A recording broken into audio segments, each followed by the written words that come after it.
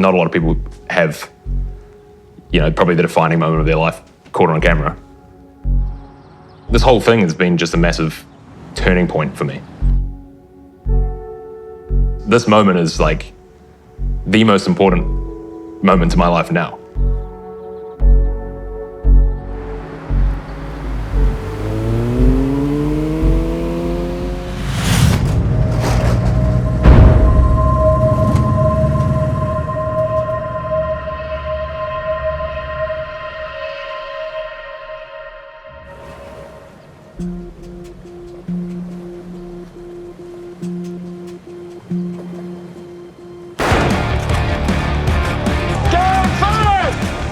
He's our Viking.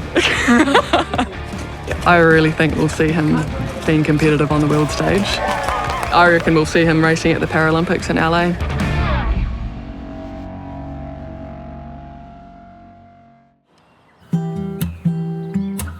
I think my life was pretty typical. Grew up on a rural property in South Auckland / North Waikato. Spent my days sharpening sticks and playing with bows and arrows and that sort of thing. Me and my brother did sports together all through high school. We were all pretty tight when we were younger, even more so now probably. I remember coming home one day and Dawn had taken him to a rowing muster down at Mercer. And he hopped in the car after and said, "I think I've found my sport." Then Eli was taken with it as well, and then Olivia. So all three of them at one point got into the sport.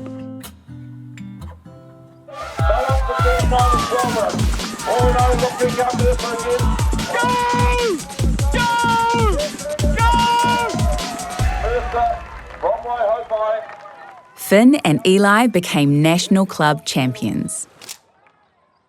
Double scull champions for 2016, Finn Murphy and Eli Murphy.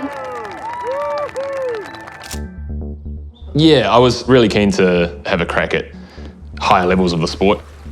It was definitely a focus for me early on. Like I always knew that was where I wanted to take it.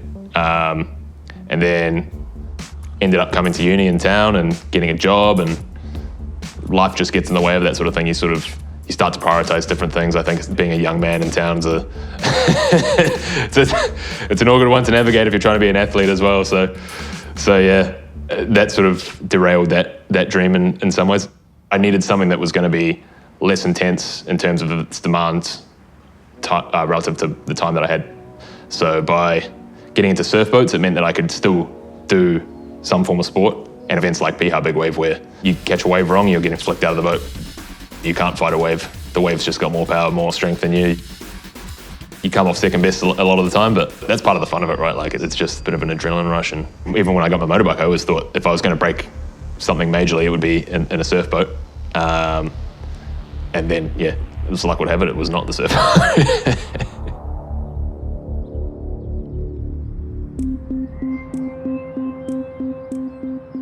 It was Super Saturday, which was the big vaccine drive that the government was doing. And I was getting vaccinated. My car didn't have a WAF, so I was like, okay, I'll just take my motorbike, which I loved. So I wasn't unhappy about it. Turned out of my driveway, made it about 400 or 500 meters down the road.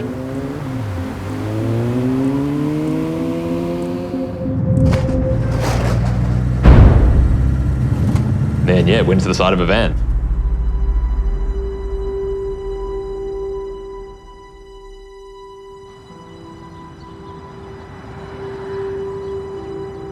I was knocked out. I had a brain bleed after the collision. I think I was probably unconscious and have no memory of the first 15 minutes after the accident. And I can remember sort of snippets of being on the ground and having people around me. Quite soon after coming off my bike, though, I was able to tell a bystander what my mum's phone number was. I'd missed a call on my phone, and normally I wouldn't. I'd just leave it in case it was work on the weekend kind of thing. And for some reason I did listen to this one, and it was a young girl called Michaela, and she said, look, your son Finn has been in an accident. and explain where they were, and we just jumped in the car and got down there.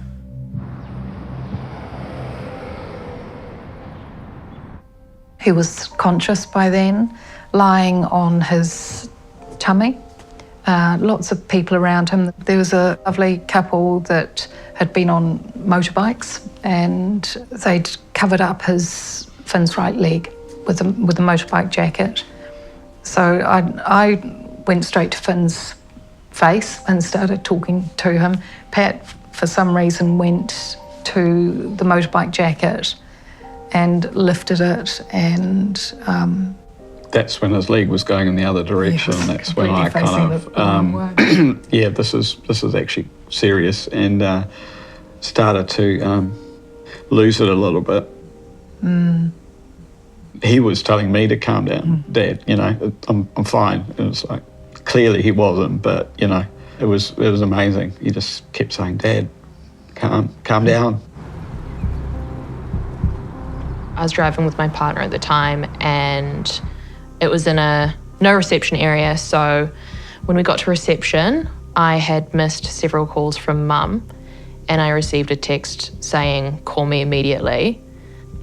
Obviously knew that something was wrong straight away, and I called her back, and she was crying, very, very upset, and she just said, your brother's been in a terrible accident. We're not sure if he's going to make it. And that was, yeah, that was it. Because it was COVID, we had to say goodbye to him when the ambulance left. You know, you just watch it disappear down the road with no sort of idea of what's going to happen. We didn't know what was going on, so we just sat in the lounge, just hoping and praying that he was going to be okay. Our brother Eli was overseas at the time as well, so I think one of the first things we all thought about was, oh my God, Finn could die and Eli's overseas. So it was very, very worrying time. And then we got a call, it was after midnight, wasn't it? One of the nurses had let him use her phone, and he'd come out of surgery, and they just cleaned everything up, and you know, were just settling him for the night. And that was the start of 30 hours of surgery over several days. I ended up with pulmonary embolisms, likely as a result of both the trauma and the length of time that I was in surgery for. They sent me for an MRI, and they could see that I had blood clots in my lungs, and that was affecting my oxygen saturation levels. So I had to take blood thinners for, I think, about 3 months. Just had to give myself an injection every day. I think I was very naive to the severity of everything. When it first happened, I remember thinking like, oh, I've broken bones in the past. It'll take me 6 weeks before I'm walking again. And that was not the case at all. He came home in a wheelchair, looking very skinny. Finn's always been really muscular and well built, and I remember thinking, oh my God.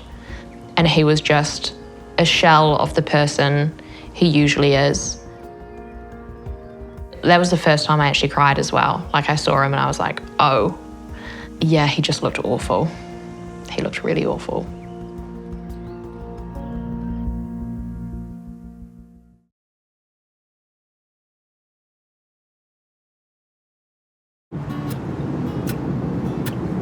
Heading out to my parents' place just for barbecue with some mates. They're just mates that I grew up with in school, and that we've just remained like best friends into our adult lives. So it's a pretty strong bond, I'd say. Like, they all got together and made me like a scrapbook of our best moments when I was in hospital. The only time I cried in the whole of this experience was when I read Sean's letter to me. I didn't comprehend how important I was to him, and it was a blubber, man. I called him up immediately and was like, just sobbing down the phone to him, just apologizing to him.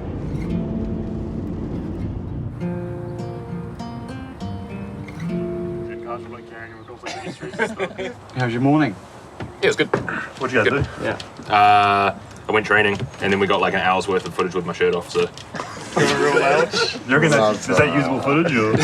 Yeah, it was on water. So seriously? Yeah. We don't need it. Don't bring that up.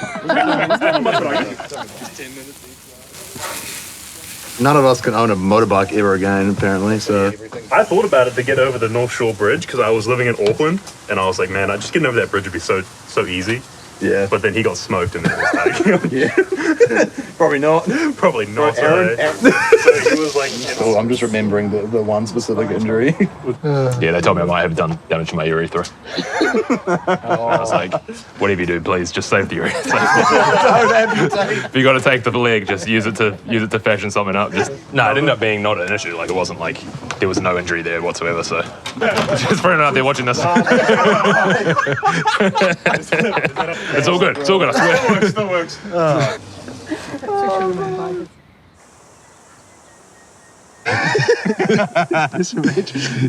This is like the scrapbook that the boys made me when I had my accident. So this is the letter that I cried on. So I was always. Oh yeah. I think it's genuinely why. Yeah, that could be a tear. Love is zero in tennis and everything in life, and like, yeah, that's what I think these boys are, without getting too into the weeds. It's not wasted on me the impact that it would have had on my family and friends if I was gone. Like the one thing that was very humbling about the whole experience was understanding how interconnected you are with all these different people. I think everything in my life now comes back to the fact that I have a second chance, because it's like, it could have been so much different for me on that day. Spent the next 6 weeks in a wheelchair, then another 6 months on crutches, and then another 6 months trying to rehabilitate the ankle. It was a very tricky road for rehab with him. His foot in particular was giving him a lot of grief. I had instant arthritis, nerve damage in my leg, couldn't feel the sole of my foot. He couldn't walk far without feeling a lot of pain, and he couldn't do the things he loved because his foot was so buggered, the bone was dying. I wasn't happy with the state of things, and I was seriously considering amputation as a good choice.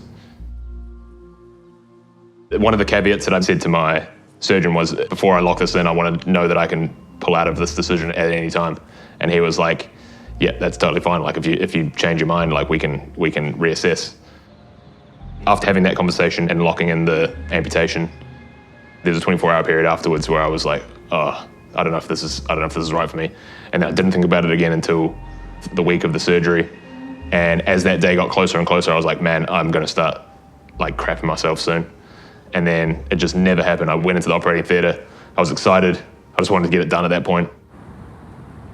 It was almost a year to the day, wasn't it, when he from the accident to when he had the operation. So yeah, it was just awful seeing him with such a gait and obviously not comfortable. And he took off his compression socker, and that was the first time I'd actually seen how bad it had got. The ugly truth. Yeah, and it was definitely disintegrating. It was like, yeah, this needs to happen. But he hasn't looked back since. No, came out of surgery and it had a foot-long sub, which we thought was slightly ironic. That's right. The first thing we asked him, what do you want to eat? And he said a foot-long sub. For a lot of amputees that lose their limbs to trauma, they wake up in the hospital and they're missing a limb. They haven't had a say in the procedure. It's just been done for them. For me, I think it was definitely a nice soft landing, being able to test out my leg in its new state and come to the decision that it was not how I wanted to be living my life. I was very keen to walk. I think the limb centre was well aware of that as well. They could tell that I was probably a bit too gung-ho. As soon as I got the prosthetic on, it was like, you'd give me a Lamborghini for a foot, you know, it was mean. Like, you do have to adjust to it, but for the most part, it felt totally natural. And my gait now is pretty good. I mean, there's always room for improvement, but I walk pretty close to how I naturally would have in the past.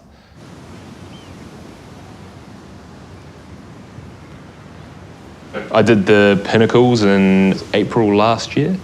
Went up to the summit, which I'd never done before. That was my criteria for whether it had been a successful decision or not, was if I could do the Pinnacles. And when I did it, it was like, yeah, sweet, okay, I can do this. Oh, yep, she's getting the ball stolen.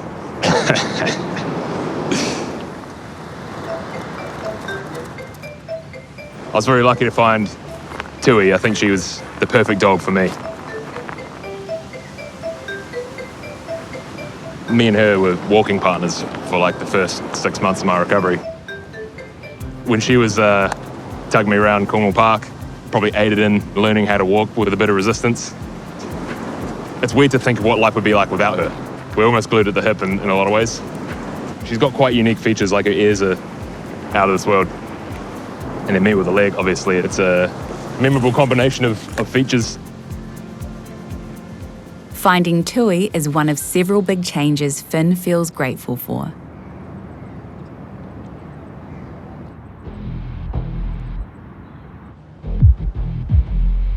When I had my injury, movement just became so much more important to me because I was immobilized for a couple months, stuck in a wheelchair.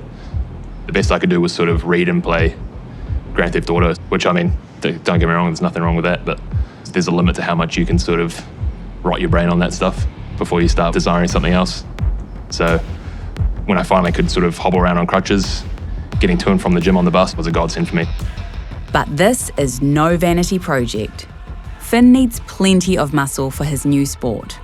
A sport that will amplify his chances of becoming a Paralympian.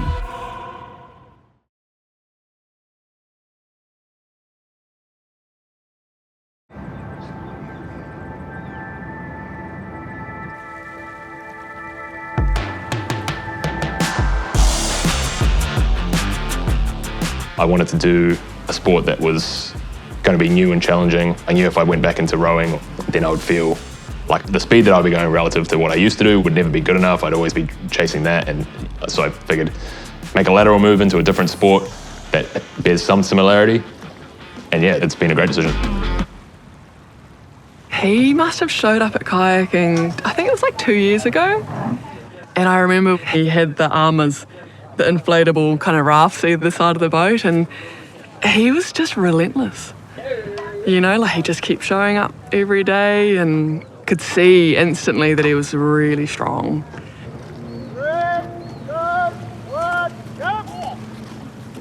Finn is channeling all his energy into his dream to medal at the LA Paralympics in 2028.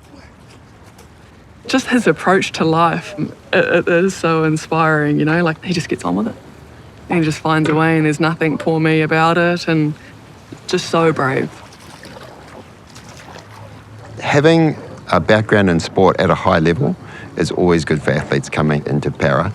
So he knows how to train, he knows how to hurt, so he knows how to, you know, do the work when he needs to do the work.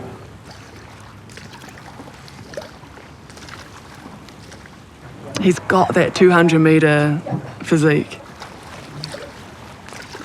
He's got the build for it. Like, this is his sport. This is right where he should be. At the moment, he's about a second away from podium potential.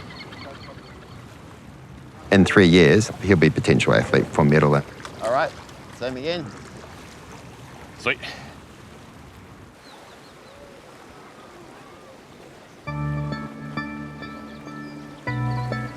So we're in Rotorua to paddle at Tikitapu 2, which is the Blue Lakes Regatta. I'm not really being results driven. I'm trying to just improve on my previous PB down the 200-metre course. I've done a 40.7 in training.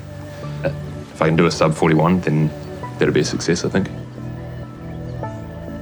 At stake, this year's World Cup, followed by the World Champs in Milan. Selection is based on consistent results. To hone his competitive edge, Finn races against non-disabled competitors. Tough going, his adaptive kayaks have much more drag.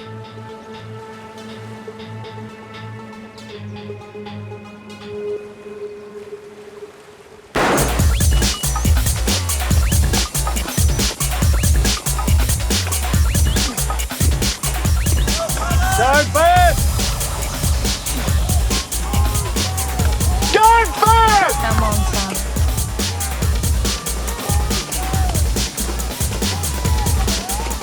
Come on, boy. Nice work. The other day at the office, he's done awesome. Yeah, keep improving on the small things. He's doing great. Yeah, on paper it's a PB, yeah. Just waiting for the GPS data to come back to me. But yeah, that's good.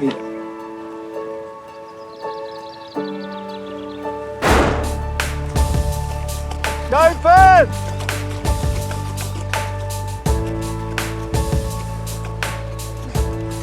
Finn's done just what the selectors have asked, Awesome work, boy. paddling 2 personal bests. That's crazy fast. Fast enough to qualify for this year's 2 big international events. I always wanted to be an athlete when I was younger. The fact that I get to address this dream that once was again, it's kind of cool.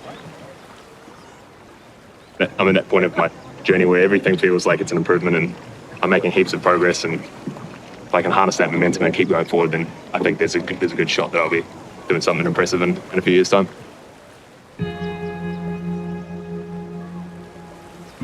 You almost get a second chance at life when you have an accident that almost kills you. You sort of get an opportunity to take a step back and consider everything that you've got going on. It's an objectively bad situation losing a leg, but I always say it's the best thing that ever happened to me because it forced me onto this path that I was never going to be on if you'd given me the choice. In not having the choice, I've realised how good this path is for me and how well it's turned out in every aspect of my life. I love the sport that I'm doing. Yeah, it's awesome.